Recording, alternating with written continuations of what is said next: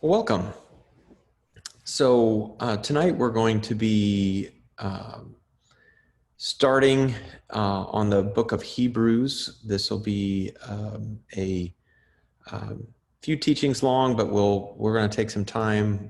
We probably won't come back to the next installment until July or maybe even August. I don't know yet.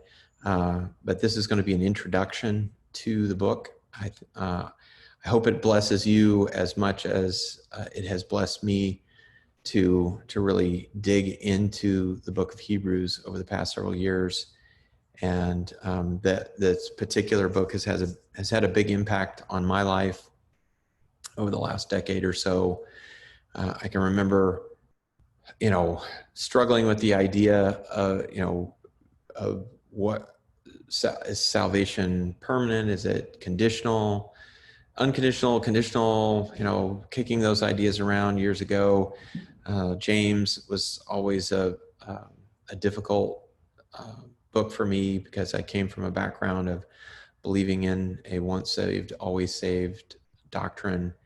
And the book of Hebrews especially had always been. From the very first time that I read it, I went, hey, wait a minute, this is pretty different. And people would try to explain it to me, and it never seemed to make sense or fit or anything like that. And so I kind of set it aside for many years. And then as I really started to dig into that question and started to look at it throughout the New Testament, and I come back again and again to the book of Hebrews, there's kind of two things that I noticed. One was the book of Hebrews did not line up with what I had been taught or believed. And two, that Hebrews was a challenging book, just to even understand the flow of it and what is this guy saying, and how does this all come together? So tonight we're going to kind of do a little bit of an overview, an introduction to it. Who wrote it and why, and who is it written to, and what's it about, and what's the composition and the genre and all those kinds of things. We won't get into detail of the text tonight. We'll do that in future sessions. So, but I hope you enjoy it. So let me share my screen.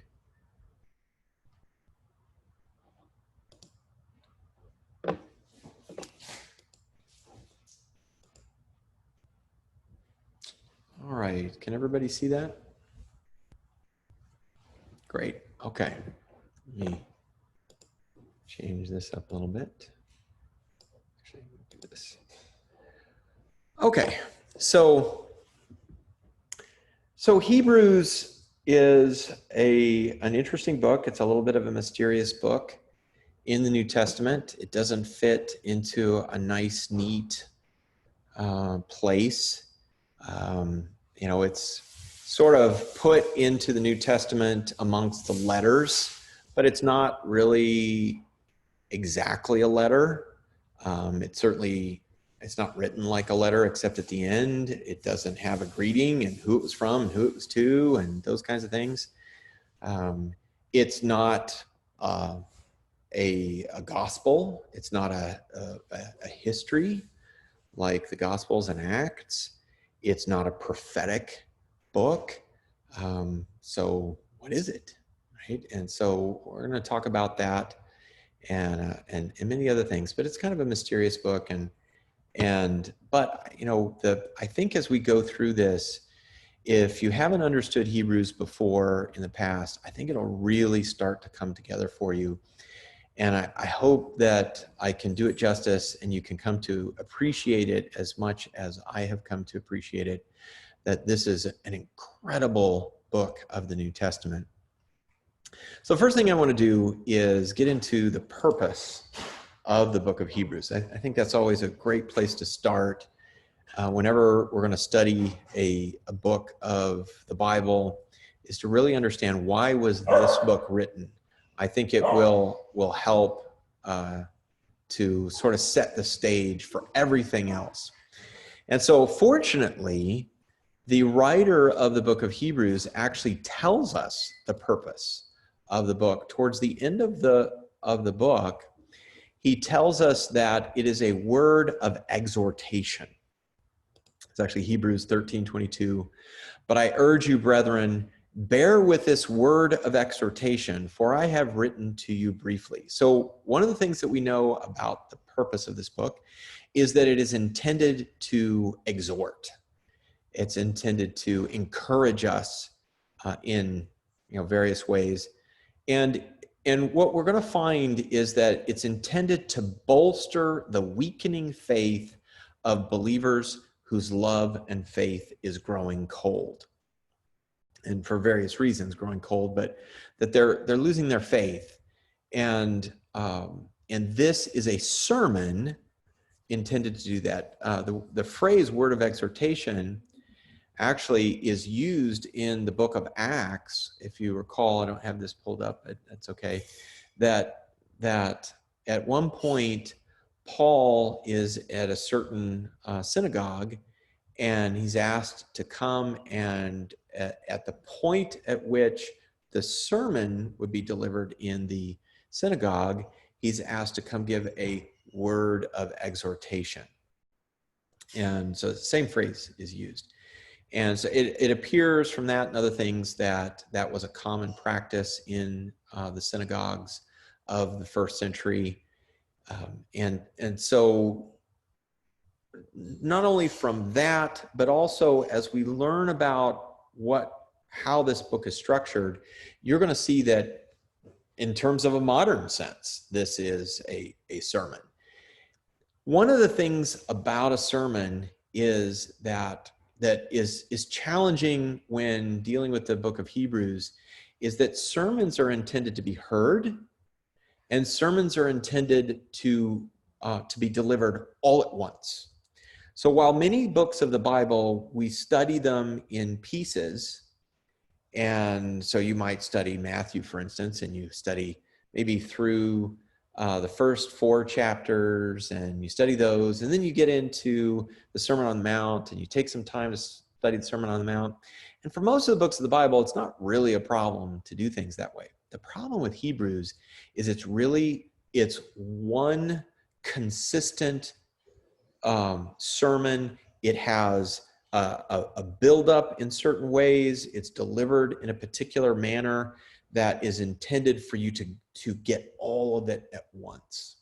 So its purpose is bound up in its delivery. That the idea is you're supposed to hear this thing all at once. And so that's a challenge. We're certainly not going to be doing that. We're not going to go through the entire book of Hebrews in one setting. But as we go through tonight, I want you to be, thinking about, all the stuff that we're going to learn tonight. I want to challenge you to, over the course of the next few days, the next few weeks, next few months, at some point, pick up the book of Hebrews and read it from beginning to end in one sitting. And I think you'll find what I found a few years ago, the first time I'd ever done this with the book of Hebrews. I had studied it before in pieces, or little bits and pieces, little verses here and there, or sections, but I never just actually sat down and read it all in one sitting. I had read the whole thing, but I might read it over the course of a couple of days, or 2 or 3 days, or something like that. Never in one sitting. And the first time I did that, I realized, wow, this thing goes. You're supposed to do that. And it was obvious when I did that. So if you've never done that before, I encourage you to do that.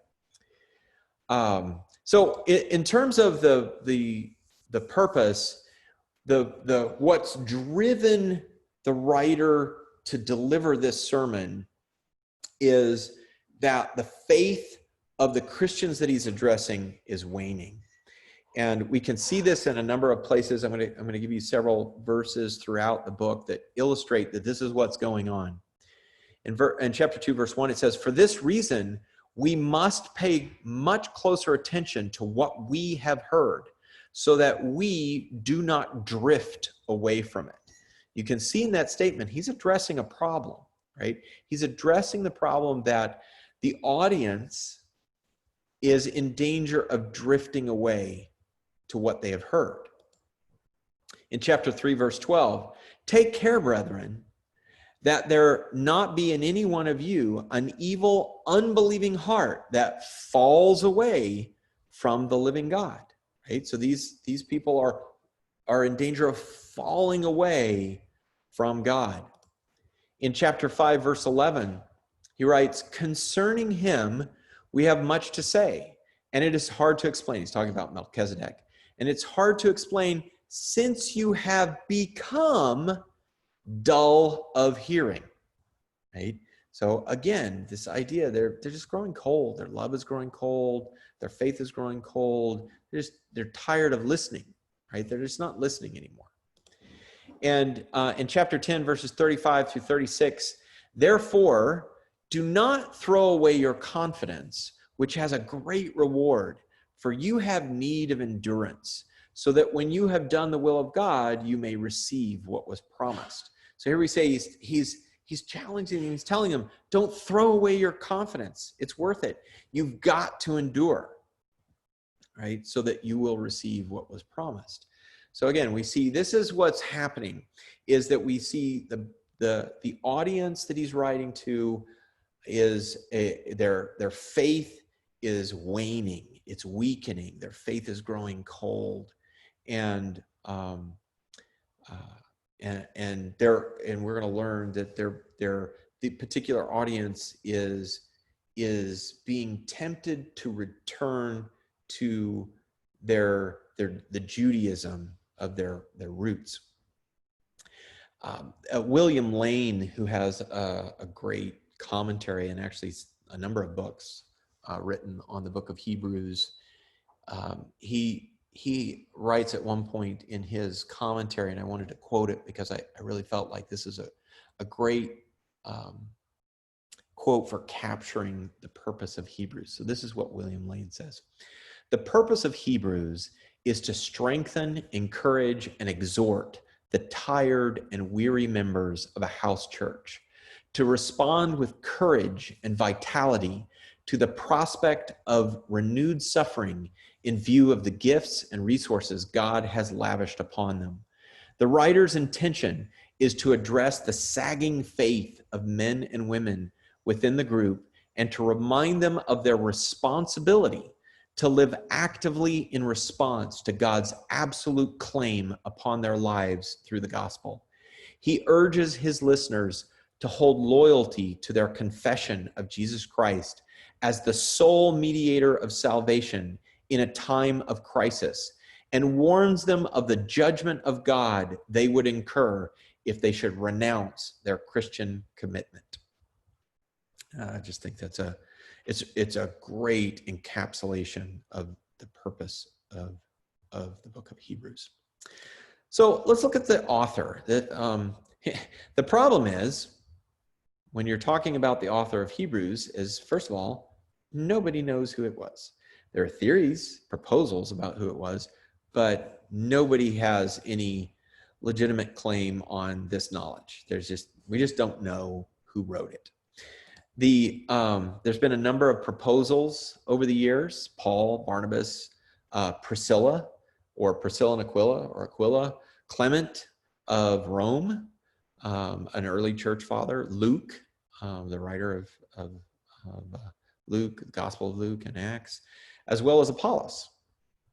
And so the early church frequently attributed it to Paul, but without really any reasoning behind that. It wasn't like, oh, this early church father said that the apostle Paul wrote it or anything like that. It was just in the early centuries of the church, there were some who were attributing it to Paul, but then there were plenty of others who weren't.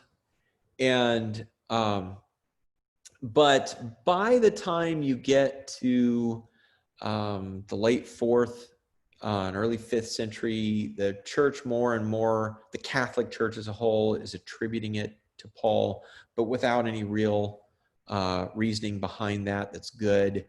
And all the way through until you get to the Reformation, that's generally true of the Catholic Church, although that there were people in the Catholic Church saying, no, we don't know who wrote this.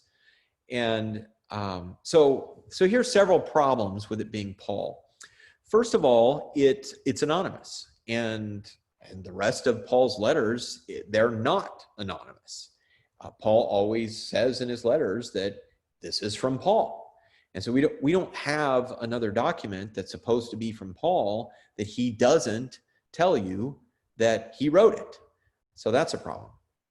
Another problem is that while some of the vocabulary and theological elements are similar to Paul's, you can definitely tell that the writer is a part of Paul's circle for a couple of different reasons. But the writing style is very different. The writing itself is different.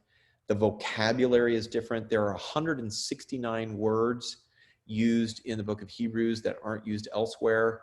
And finally, I think this is the most important reason why I believe Paul did not write this book, and most scholars today agree that Paul did not write this book, is that the writer in chapter 4, verse 2, identifies himself with the recipients of the letter as being Christians who receive the gospel from followers of Christ rather than from Christ himself.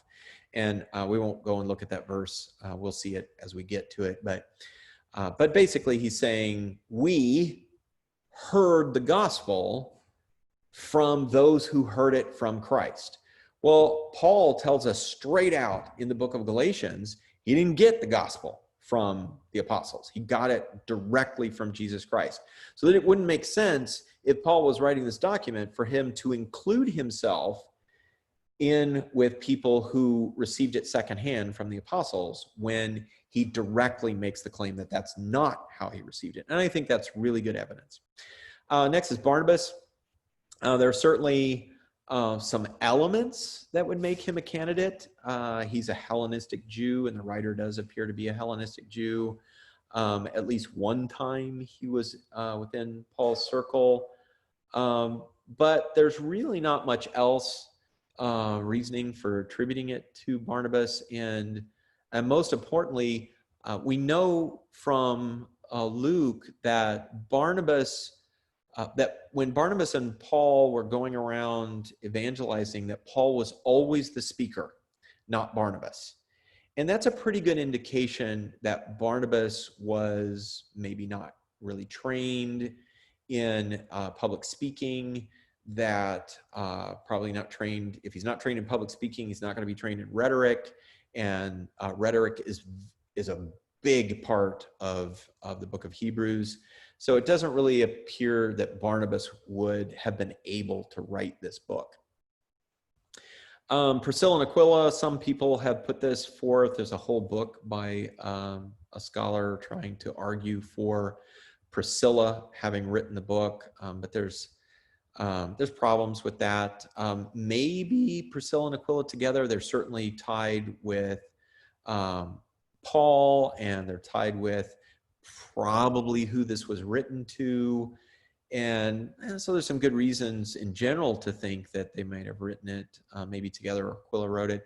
The writer at one point refers to himself in the masculine, and so Priscilla doesn't seem to be a good candidate for that.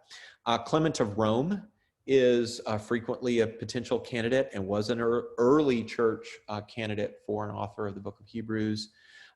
Clement, in his one of his letters to the Corinthians, he uses the book material from the book of Hebrews. So either he certainly had access to it, or if he did write the book of Hebrews, then he's just writing things that he was already thinking. But the problem is that his writing is considered quite inferior to the author of Hebrews, so he doesn't really seem to be a good candidate. Luke was an early candidate as an author. He is certainly a very good potential candidate. His writing is somewhat similar, and he's a very good option if the recipients, we'll get into this in a little bit, if Rome was not the intended audience, if maybe Antioch was the intended audience, then he would be a really good candidate for this. And there are some modern scholars, David Allen in his commentary, the New American Commentary does a very good job of trying to make the case that Luke is the author. But the problem is the vast majority of scholars just really consider that the evidence for Luke to just be too slight. Most scholars today are going to argue that Rome is the intended audience, and that makes Luke less likely. It's, generally believed that Luke was a Gentile, but, David Allen, for instance, is going to argue him being a Jew. And generally it's considered that this author is not a Gentile. Apollos is a popular candidate among scholars. He pretty much meets all the criteria for the author of the book. He's a very good candidate if Rome is the recipient, and so he's an Alexandrian Jew. He's trained in rhetoric. The reason we know he's trained in rhetoric is when Luke says he was an eloquent speaker, the word that Luke uses is the word that in the Greco-Roman world used for people who were trained in rhetoric. But the problem is, going all the way back to Origen, we really just don't know. Even Origen is like, hey, we have no idea who wrote this. And so we don't really know who wrote it. And that's unfortunate, because if we did, it would help us with some of the aspects of the book of Hebrews. But we do know some characteristics, and these are important. So I already talked about that the writer is eloquent. It's pretty generally among scholars of the book of Hebrews, or of the New Testament rather, the book of Hebrews is considered the best writing of the New Testament. It's very advanced. It's very clear to Greek scholars that whoever wrote this book was highly trained and was quite almost certainly quite a good speaker, because the book is arranged in a way that it would be given orally, even though it was sent as a letter. Obviously trained in rhetoric. From many of the elements of Hebrews mirror the rhetorical conventions of the day. This is one of the reasons why Apollos is considered a good candidate. Hebrews demonstrates a thorough knowledge of the Old Testament. There are 35 direct quotes, 34 allusions to the Old Testament, 19 summaries of Old Testament material, and 13 mentions of Old Testament names or topics. 15% of the entire book of Hebrews is Old Testament quotes. That's the highest density in the New Testament. And just about every single verse of the book of Hebrews has some aspect of the Old Testament in it. So this is somebody who not only has a good grasp, they're writing from the standpoint of their own belief in the importance of the Old Testament as a basis for what they're saying, but they're assuming their audience believes the same thing. The author is quoting exclusively from the Septuagint, which affects something I'll get to here in a second.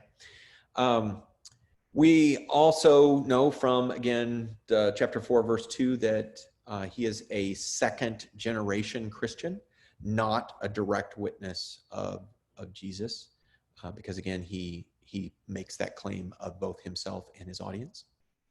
Then we know that there's a couple of possible characteristics for the author. The first is probably a Hellenistic Jew. Again, the fact that he's quoting only from the Septuagint and not from the Hebrew Bible is a good case for he's a Hellenistic Jew.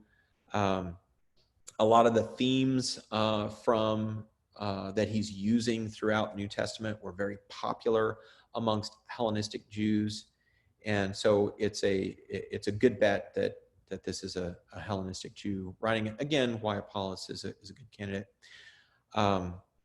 It's possible that he's an Alexandrian Jew.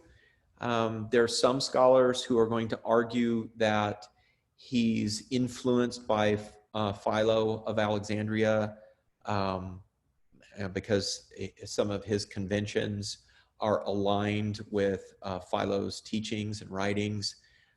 But that was the problem with that argument is that there were a lot of people who were trained in that same style, so it doesn't necessarily mean he was from Alexandria. So let's talk about the audience. One of the things in my early life as a Christian, among people who were trying to discount the book of Hebrews because it so strongly argues for the conditional nature of salvation, that it was argued that the book of Hebrews was not written to Christians, that it was written to Jews. But that's a very shallow understanding of the book of Hebrews, and it certainly is not correct. It was definitely written to Christians. Here's just two examples. In chapter 3, verse 6, it says, "But Christ was faithful as a son over his house, whose house we are, if we hold fast our confidence and boast of our hope firm until the end." Clearly not talking to Jews, but rather to Christians.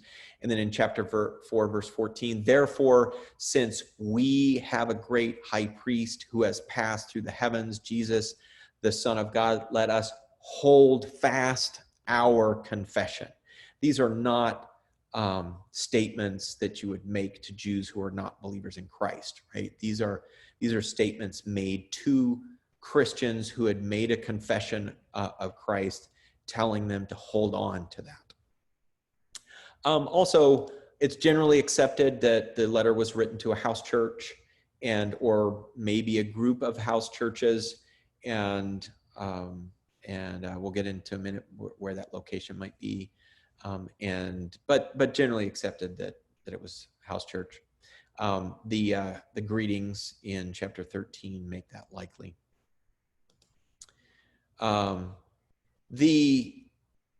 The fact that so much of the book is steeped in the Old Testament, and it's utilizing the Old Testament to make its argument, to utilize Mosaic law in terms of its arguments, the Psalms in terms of its arguments, that there's a really good argument to be made that these are Hellenistic Jews who have converted to Christ. Now, that would also include converted Gentiles who had been proselytes or God-fearing Gentiles. There's quite a proselyte is a Gentile who's made a formal conversion through a process to become a Jew. God-fearing Gentiles were Gentiles who had come to accept the God of the Jews as their God, but who hadn't gone through that formal process of becoming a proselyte. So, for instance, Cornelius, the centurion, was a God-fearing Gentile. So it certainly would have included them. But these are all people who are reading the Septuagint version of the Old Testament, Hellenistic Jews and proselytes, Gentile proselytes and God-fearing Gentiles. That's the language that they would have spoken and read generally throughout the Greco-Roman world. And so they'd have their Septuagint Bible, their Greek Bible, and they're reading that. So it's really just a very good case to be made for that. There's quite a few exhortations throughout the book to faithfulness, utilizing Old Testament passages. So that's why there's a good argument to be made that these are former Jews who are Christians who are dealing with persecution or pressure to return to Judaism. The arguments in the book, there's no arguments in the book that really relate to paganism, a return to paganism. But throughout the book, you've got arguments that are showing that the new covenant has replaced and is better than the old covenant. And so because of that, you have this good reason to believe that that's what's happening with the audience, that they're under persecution or pressure to return to Judaism, that they're becoming, their faith in their Christian faith is waning, and for presumably a variety of reasons, and they're being tempted to go back to Judaism, which certainly in certain places, especially in the Roman world, would have been very tempting. Also, we can see from various verses that they're under a crisis of faith. I think there's certainly an apathy beginning to creep in, and we see that. 5:11, we saw this already. They've become dull of hearing. Chapter 6, 7, and 8, for ground that drinks the rain, which often falls on it and brings forth vegetation, useful to those for whose sake it is also tilled, receives a blessing from God. But if it yields thorns and thistles, it's worthless and close to being cursed, and it ends up getting burned. Chapter 6, verse 11 through 12, and we desire that each one of you show the same diligence so as to realize the full assurance of hope until the end, so that you will not be sluggish, but imitators of those who through faith and patience inherit the promises. So we see from verses like this that, that's what we're dealing with here. The setting, we don't really know the setting, but most scholars today are going to argue for a Roman audience, a Roman house church. That wasn't the church's typical in its history destination. Well, we'll get into that in a minute. But Rome is the favored destination today, and but it was only first proposed as the destination in the 18th century. One of the reasons for a Roman location is that Clement of Rome, probably a few, maybe 30 years or so after this was probably written, almost certainly written, he's quoting from it, and he's in Rome writing to the Corinthians. And so he obviously has access to it. So it has to at least be in Rome at that time, that kind of thing. The phrase at the end of the book, those from Italy greet you, it can mean, it's a little ambiguous, but it was already used in the New Testament to mean those who were away from Rome and were giving greetings back to Rome. And then finally, the church in Rome is a really good candidate for some things that are going on in the book. In Hebrews chapter 12, verse 4, it says, "You have not resisted to the point of shedding blood in your striving against sin." So we know, for instance, these people haven't been killed yet, but we also know from other places that in an earlier time, they had lost property, they had been persecuted, but because of 12:4, we know, but they hadn't been killed yet. And so Rome becomes a good candidate because of the Christian Jews that were in Rome getting kicked out of Rome temporarily by Claudius around AD 49. So this book was probably written in the mid-60s, and we'll get into that in a second. So that makes Rome a pretty good candidate. Some other candidates, I won't spend a lot of time on this, Western Asia someplace, maybe Ephesus, certainly the connection to Timothy at the end of the book. If it was written from Rome to Western Asia, that would kind of make sense. Part of the problem with a Roman location is that the Western church, where Rome was, really didn't, they were thinking that it was some other place, that it didn't come from their location. So that kind of makes Rome questionable. But again, we don't have anything really early on, so we don't know where exactly it came from, and the book itself doesn't really tell us in any distinct way.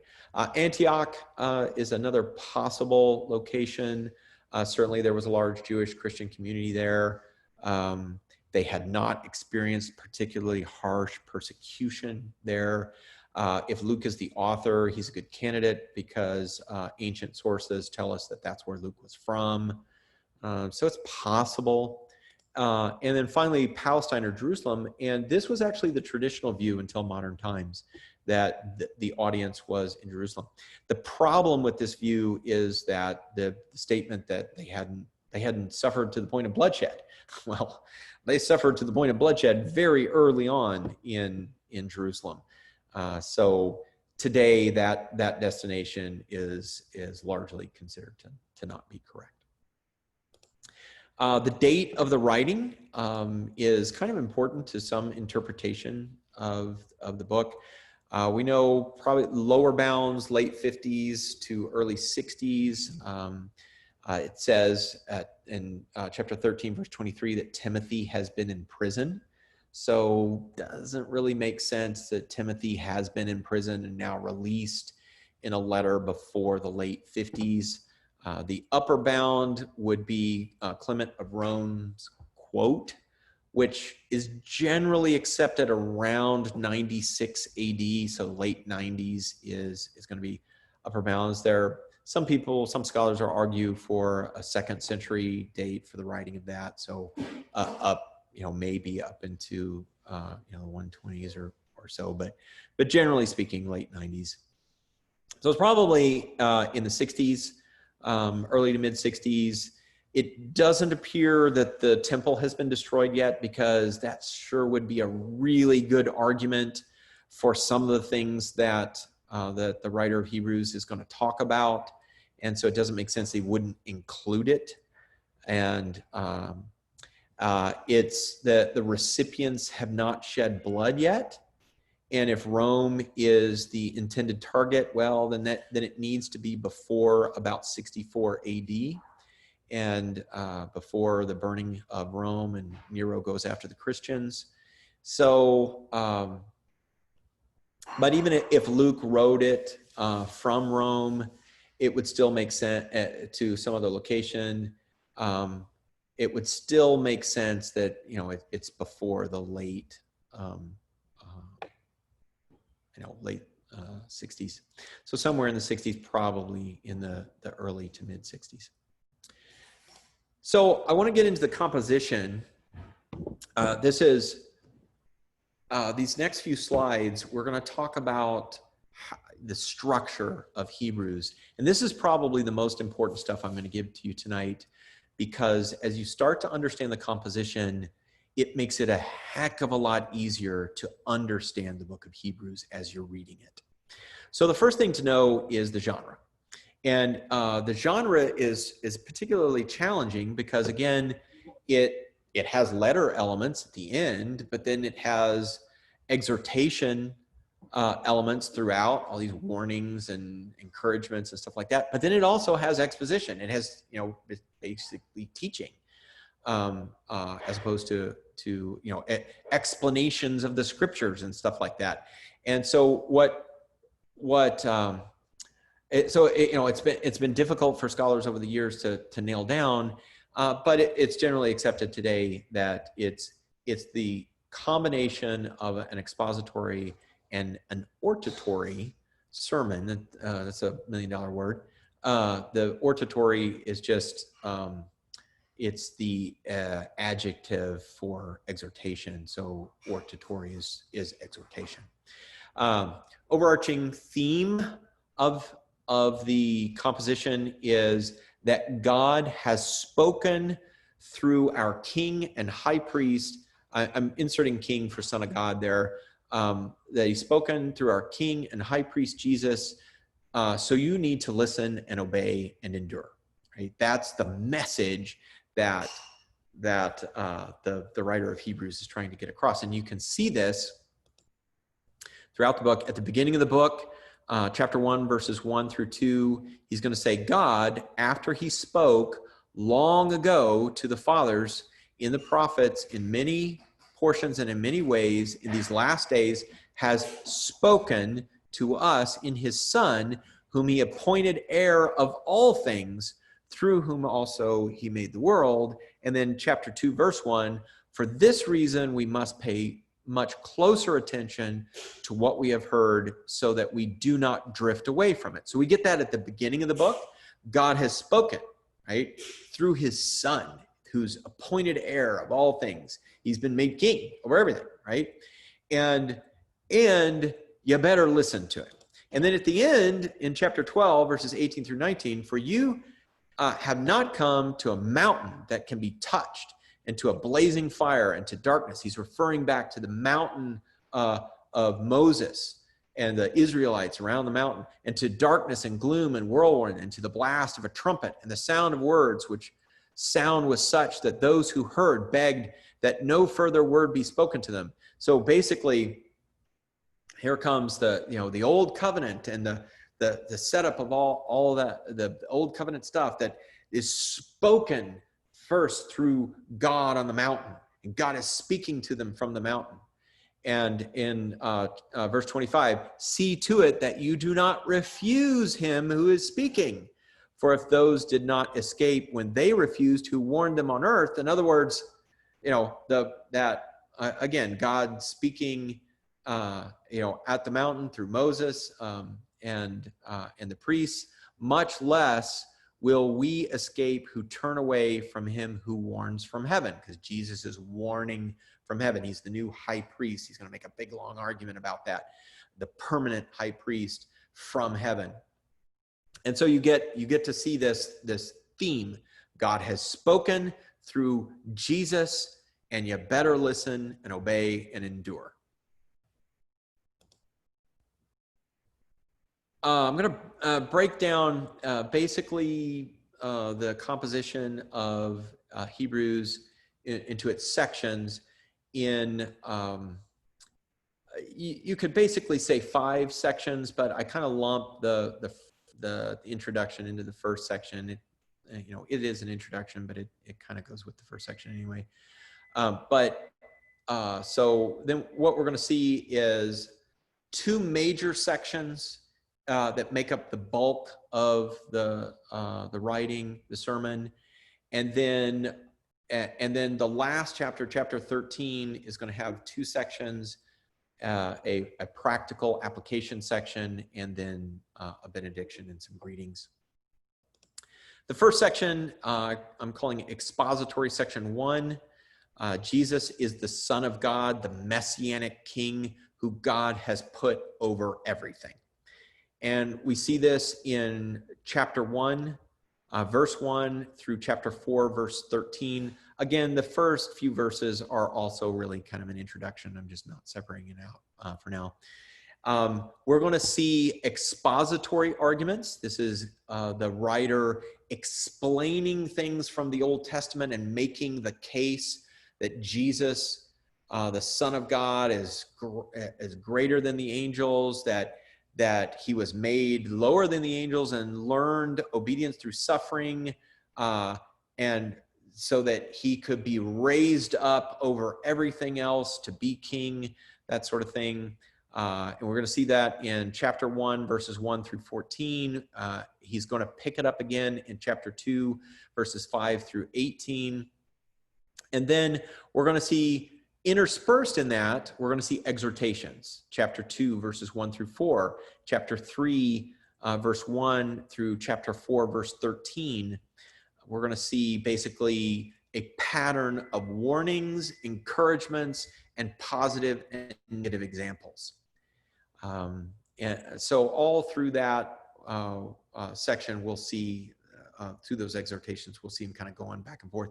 One of the things that's interesting about the way the writer wrote the book is that the expository arguments build, right? They build and they build and they build, whereas the exhortation sections repeat the same stuff over and over and over again throughout the book. And then finally, in chapter 4, verses 14 through 16, we're going to see that the writer of Hebrews is particularly good at transitions. And so he concludes the expository 1 section, and he makes a nice, smooth transition to expository 2 section, which is all about that Jesus is the heavenly high priest who through his own blood has instituted a better covenant. And we're going to see this in, beginning in chapter 5, verse 1, and it's going to go through chapter 12 through 29. We're going to see expository arguments in chapter 5, verses 1 through 10, and then he's going to pick it up again, chapter 7, verses 1 through chapter 10, verse 18, and then interspersed there, it basically, in both cases, he's going to do this incredible job of making 2 expository arguments, each followed by an exhortation. And he's going to have these really cool transitions between each of those sections that clue you in to his transition. And when we get into the text in our future sessions, we'll see those in all their glory. It really is an incredibly well-written book. And then the same thing in the exhortation sections in expository section 2. It's 2 sections, including a very long section in the second case. And again, he's going to do the same thing: warnings, encouragements, positive and negative examples. And then finally, in chapter 12, verses 18 through 21 or 29, he's again going to make one of these incredible transitions from the expository 2 section to practical service. And then in chapter 13, verses 1 through 19, he's going to take everything that he created these 2 incredible arguments about, and all of these repetitive exhortations that kind of crescendo at the end of chapter 12. And then he's going to enter into, okay, here's some practical ways in which you can demonstrate faithfulness to God and his chosen king/priest. Then finally, he's going to wrap up with a benediction in verses 20 through 21 and greetings in verses 22 through 25. So that's the overall structure. It's really helpful to both understand and see the difference between the expository sections and the exhortation sections, and to see the division in section 1 and section 2. As you understand the differences in those sections, suddenly you understand the document, because you see the case that he's building up in the expository section, and then you see how the exhortations relate to what he just argued for, making his case generally from the Old Testament. And so it makes the whole book make a ton of sense and come together in an incredible way. I wanted to show you a few things. Let me just bring up this whole slide. This is just 3 examples of things that are going on that make this book really neat. As you begin to really understand the composition of this book, there are structures within structures. So, for instance, in this section from chapter 3, verse 1 through chapter 4, verse 14 through 16, you see this substructure of an introduction, scriptural citations, both exposition and elaboration on those citations, and then an application, and that sort of substructure you'll see repeated throughout the document. Also, you'll see in his exposition of scripture, what he likes to do is he likes to give a passage, and then he likes to cite that passage in his exposition, making his case from this passage in the Old Testament. And I've given you a few references there that you can kind of go and see. It's pretty cool. In chapter 3, verse 7 through 11, he's going to give this long quote, and then he's going to keep citing that. And in chapter 3, verses 12 through 19, he's citing it in utilizing the reference to today throughout that section of the Old Testament. And then 1 through 11, he's going to go back again and again, citing rest. And so as you understand how this is coming together, he cited a passage, and then for the next little while, he's going to use that passage to help him make his argument. That as you understand that, it helps to understand the book. Finally, I'm going to only give you one of these. There are many rhetorical conventions. I just want to give you this one. And actually, I couldn't find my Bible earlier, so I'm going to have to use my Bible on my phone here, because I do actually, I don't have these verses written out here, and I want to give these to you because this will be really interesting. You can see this is very helpful. This is called an inclusio. You can think of it as bracketed statements that tell you when something begins and when something ends, or the beginnings of the same thing in two different ways, that kind of stuff. There's lots of different ways, but generally it's bracketing between when does something start, when does it end. So here in Hebrews 5, chapter 1, we see the beginning of a big long section where he says, for every high priest taken from among men, taken from among men is appointed on behalf of men in things pertaining to God, in order to offer both gifts and sacrifices for sin. Okay, got that? Then we go to chapter 8, verse 3. Several chapters later, here's what he says. For every high priest is appointed to offer both gifts and sacrifices, so it is necessary that this high priest also have something to offer. That is the end of that section. So he began this big long section in chapter 5, verse 1, with the opening statement about high priests and gifts and offerings, and he ends it with essentially the same statement. And he does that all throughout this book, both in bracketing big sections and bracketing little sections with this rhetorical convention that we call inclusio. And that's just one of many, many rhetorical conventions that he uses throughout the book that is the big clue in to scholars that this person was well trained in the subject of rhetoric. So finally, just to wrap up, to kind of summarize what we've learned. First, that Hebrews is a sermon intended to encourage believers who either from apathy or the pressures and persecution of society are being tempted to compromise or even abandon the Christian faith and return to Judaism.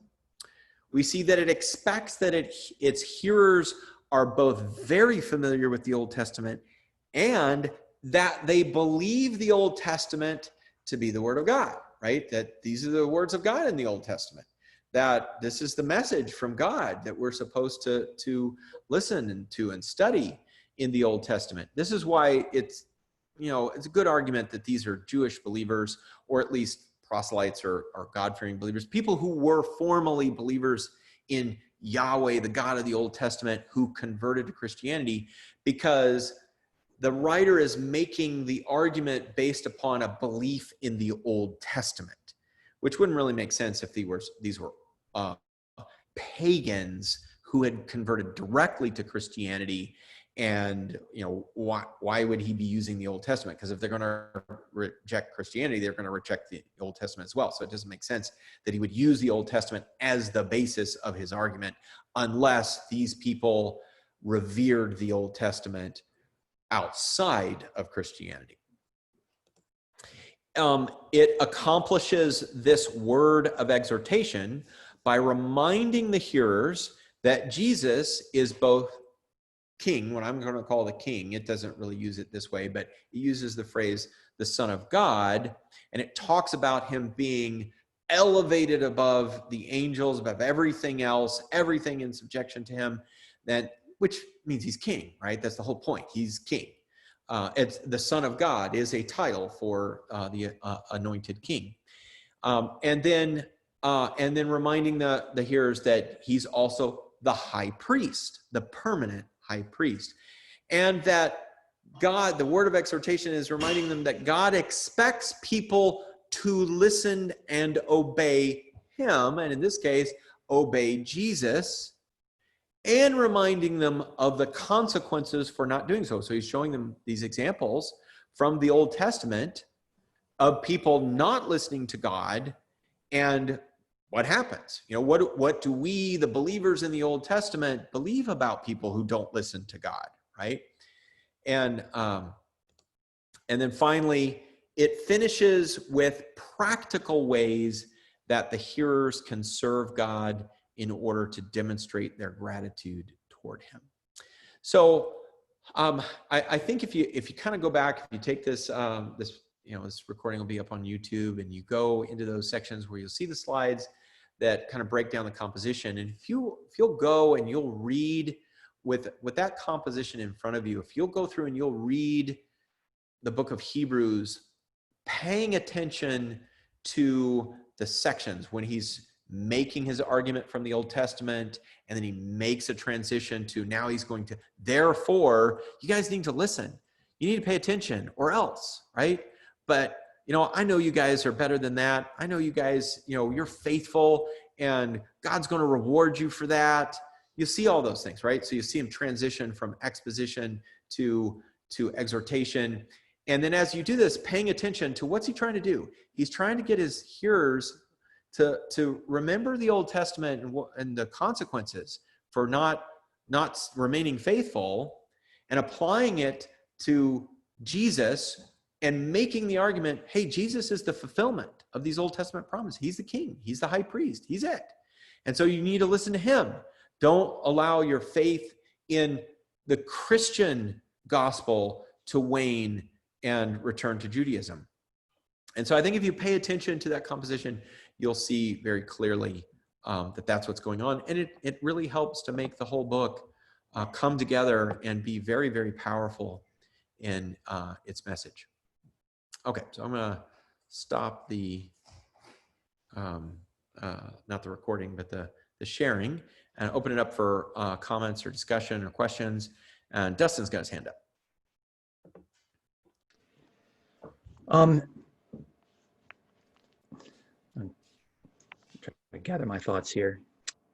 I like a lot of the background stuff, and it's interesting. It's kind of on my own. I had also come to the conclusion of Rome being a destination, most likely written from Alexandria, Egypt, most certainly written by a male, that sort of stuff there. I feel like there's a couple of things that you said that actually are kind of contradictory, and so I'd like to kind of show you at least why I view something the way that it does. Because you said that at the very beginning you gave a passage about that the warning is for them to not fall away, and then you also said that the concern is for them to go back to Judaism. And those are actually two separate things. So I actually think that the threat is people giving up the faith, not actually going back to Judaism. And I want to give you, not definitive, but I want to kind of give you the reasons why I think that. And I think this is helpful for us because people read this as to the Hebrews. People think it's written to Jews, but that title, and we need to kind of say that title was ascribed, written on the document in the 2nd century. That was not something that was originally there. So, right. So people have to remove that from the thing. But actually, are you comfortable? Is it okay if I share BibleWorks just for a second? Sure. Okay. The thing is that if the threat is really falling away and not just going back to Judaism, then it becomes far more applicable for us. Well, and let me say this, because I may not have made this clear, that the idea is that these are former Jewish believers that converted to Christianity, and there's a danger of them leaving the Christian faith and going back to Judaism, with which the author is going to make the case is falling away from God, is falling away from faith. You return to Judaism, you're not returning to God, you're falling away from God. and he's going to make that case. So that's actually what I mean by that. Yeah. Okay. So that's that's the point where I want to. I say that I see the evidence going a different way. So I'll show you what actually convinces me of that.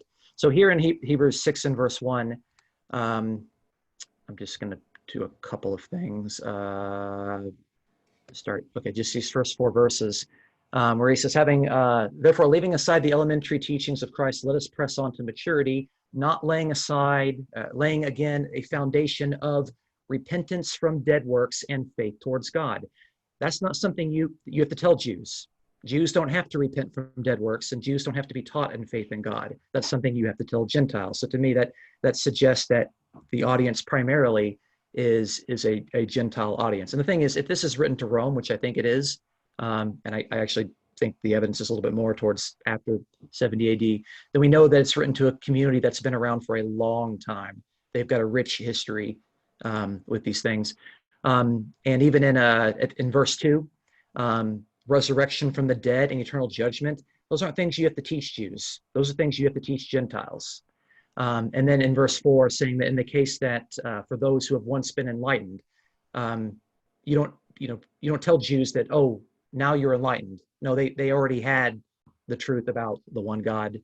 It just seems that those sort of statements seem to make much more sense if it's written to Gentiles. Now, they could be proselytes. They could be former God-fearers. That's fine. They could be former members of the synagogues. But it makes much more sense that those are Gentiles and not Jews. And then the last thing is at the end of chapter 11, which is the passage of faith. And so right here in verse 39, all these having gained approval, after he goes through and he gives all of these examples of Israelites and Jews in the Old Testament, he says, all these having gained approval through their faith, did not receive what was promised, but God has provided something better for us. So we have a them and us, them being the Jews, us being non-Jews. Anyway, so there's some other reasons there, but and the only thing that I'm trying to do is I am trying to let me stop sharing the screen if I can find the button to do that. What I want to do is I want to make sure that, and you've made this point from the beginning, is that the book of Hebrews is written for Christians and the application is very Christian. And so if the threat is a threat of falling away, that is a threat that we need to take seriously. And you can't just say, well, if I think the threat is going back to Judaism, I'm not going back to Judaism, thereby the book of Hebrews is not applicable to me, then that's the wrong reading. You definitely don't want to draw that conclusion, from the book. And that's, are you done with? Yeah, I'm trying. I can't find the button to. Oh, I think I can actually do it. Yeah, here we go. Sorry. There we go. Okay. Yeah, you definitely don't want to draw that conclusion that that was an argument that, when I first asked the question many years ago as a young Christian, what about this book of Hebrews? Look what it says. I was, oh, well, that's written to the Jews. And then later I'd be reading and I'd be like, this is not written to Jews. And, you definitely want to think of it in terms of that. I think there's good arguments for, those are interesting arguments. And I think it'd be cool for us over the next couple of months to kind of, look at that and see, how's that argument work, and how does the argument that scholars are making that this is a Jewish community work, and kind of work through that stuff. That's pretty cool.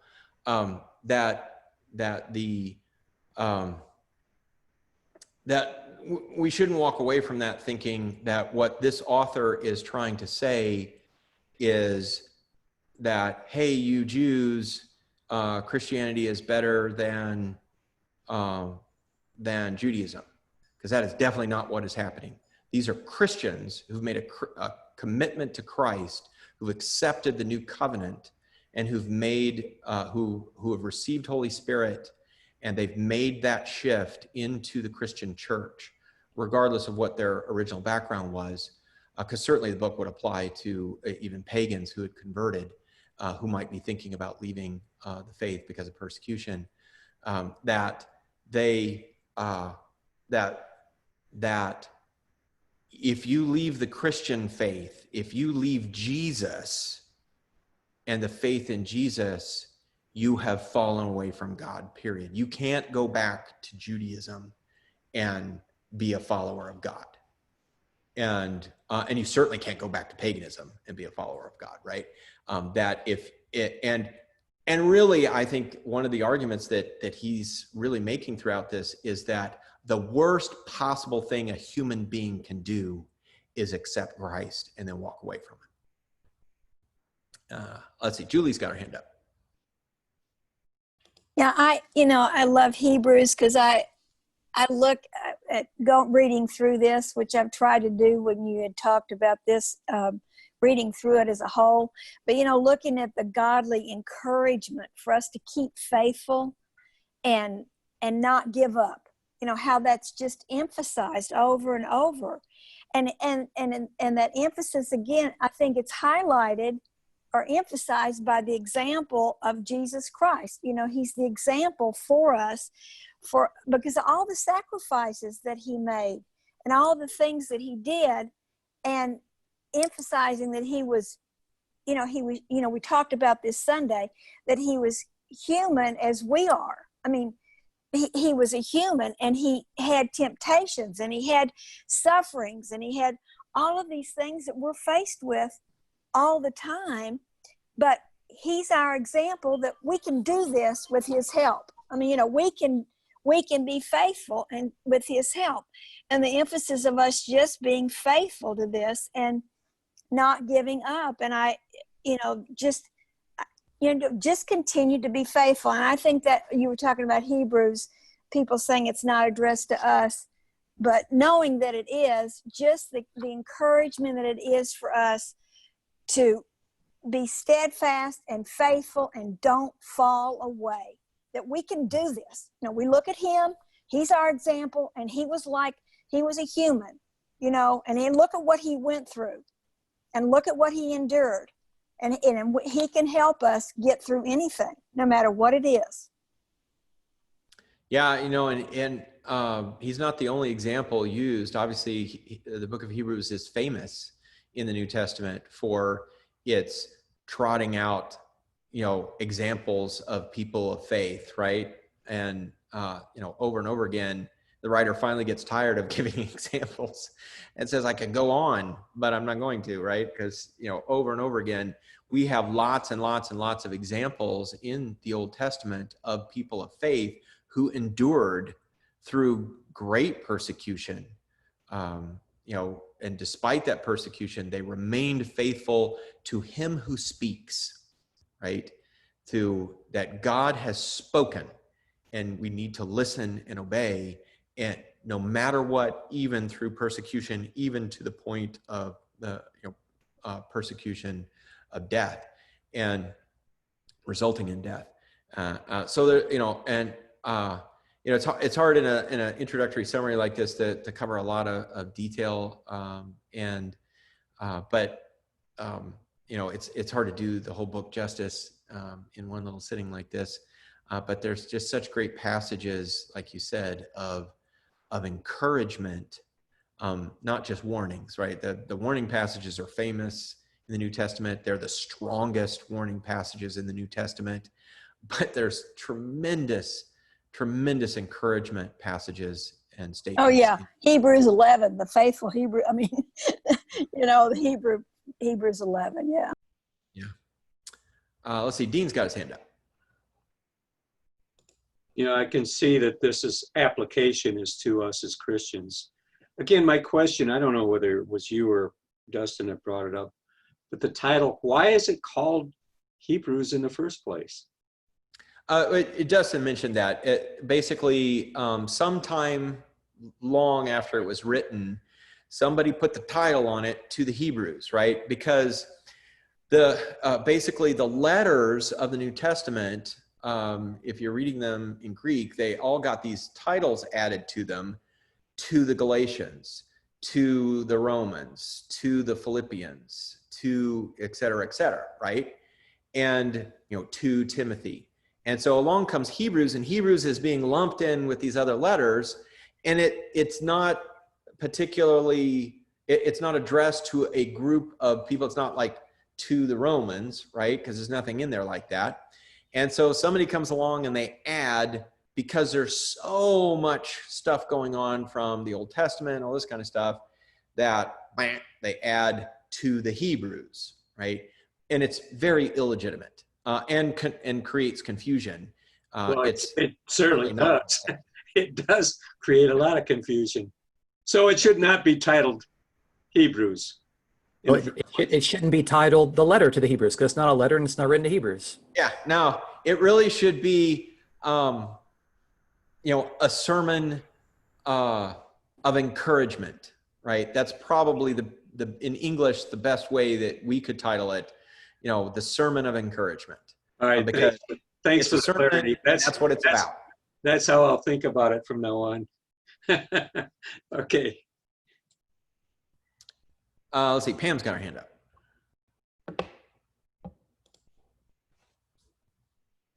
Well, I'm totally impressed by the teaching, especially because I think because it just went right over my head in many ways. But not because I didn't understand what you were saying, but because for me, when I read Hebrews, I'm hearing somebody, whoever it was, write down maybe in the most excellent way. I don't know. I'm not a scholar, but I love the fact that it addresses the message of Jesus Christ. What we are supposed to be doing as believers and how we have to stay strong. And we have all these examples like Julie was talking about in Hebrews 11.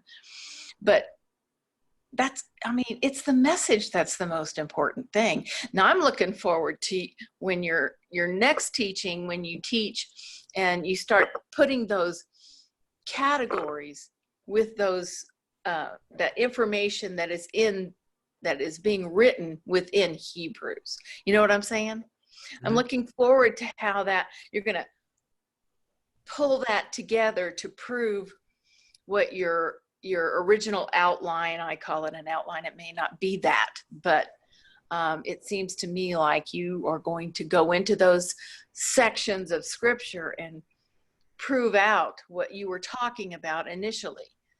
But I just really, truly love Hebrews, and I have never sat down and read it like you said. And I fully intend to do that.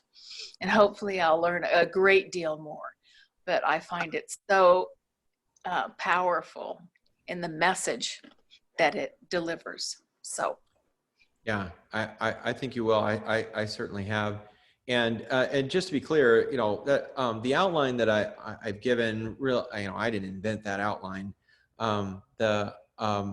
Generally today, pretty much all the commentaries, for the most part, are following George Guthrie.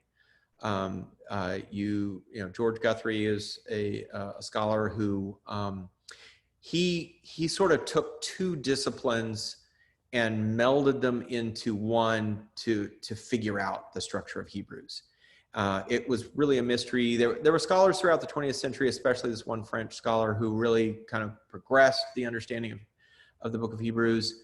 But it was really Guthrie who did really detailed work on the structure of Hebrews, and showed all these different ways in which the rhetoric, things like hook words and inclusios and all these different things that showed it. And his big contribution was the emphasis on, you have to understand this thing in terms of the expository and the oratory sections. And if you do that, suddenly it all makes sense, right? And pretty much after he was done putting his stuff together, everybody else went, oh, yeah, that's it. That's the one. And so now they'll tweak it a little bit, you know, so Peter O'Brien in his commentary is going to tweak Guthrie a little bit, but generally it's the same. And Lane is going to do the same thing. He's going to generally have Guthrie's structure, his outline, and he's going to tweak it a little bit, so on and so forth. But Guthrie figured this thing out. And so that's where this outline is coming from. But see, isn't that commentary? I mean, isn't it kind of like debating what you really believe or think that this writer was talking about? And isn't that, I mean, I don't know if there's a way to really actually prove any of it, you know, but, you know, Dustin and you probably have more evidence on how to do that than I would. But well, I think one of the ways that things kind of prove out is when a structure like that, or it may be some other kind of thing, but we'll use structure. A structure is put forward that suddenly light bulbs are going opens up. Right? Yeah, that's like, cool. Oh yes, this makes so much sense. That's a pretty good indication that you've hit on something. Yeah. Okay. Dustin? Got that.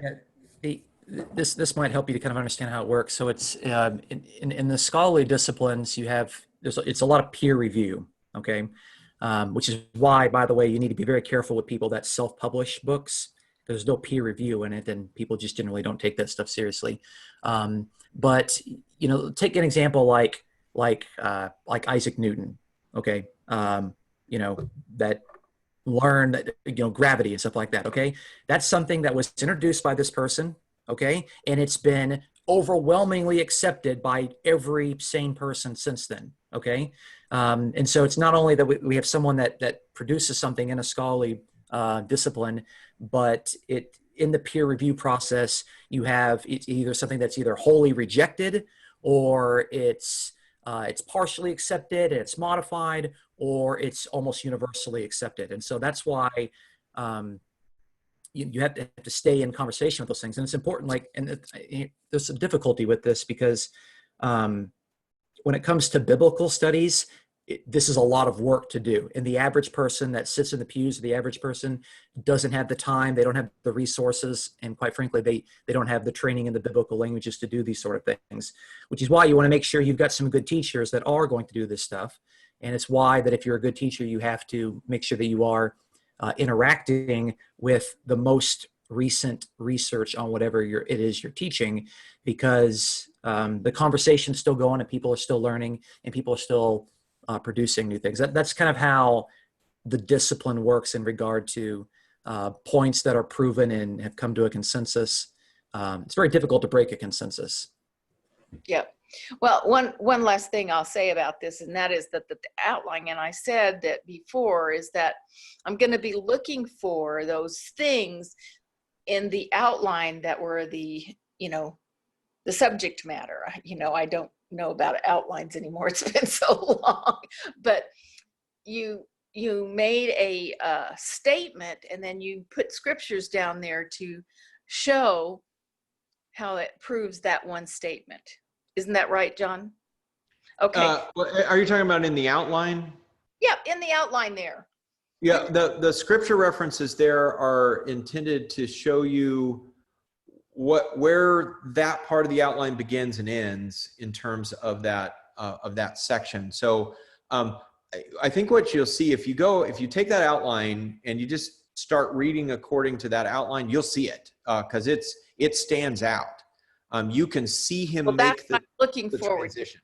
Yeah, that's what I want to see. Are you going to put that thing? Greg asked you if you were going to post that.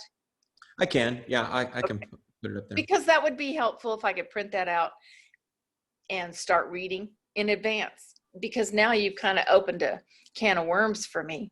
I kind of want to go through that. But anyway, it's interesting, but I was like, oh my gosh, I feel like he's talking so far above me, I'll never be able to get it. But I think if you just take that outline and you get your Bible and you follow that outline and you pay attention to, as you're reading, the transitions in the outline, it's pretty easy to follow, and it's like, wow, okay, this is making a lot of sense. It's I not hope- hard. Yeah. Okay. All right. Thank you. All right, well, I'm gonna wrap up the recording here because we're running out of time. If you're watching this video and you'd like to join us, you can find us on the web at allegiancetotheking.org. We're also on Facebook at the Christian Virtual Fellowship page, as well as the Allegiance to the King Facebook group. We'd love for you to join us, and but hopefully this has blessed you and is helpful.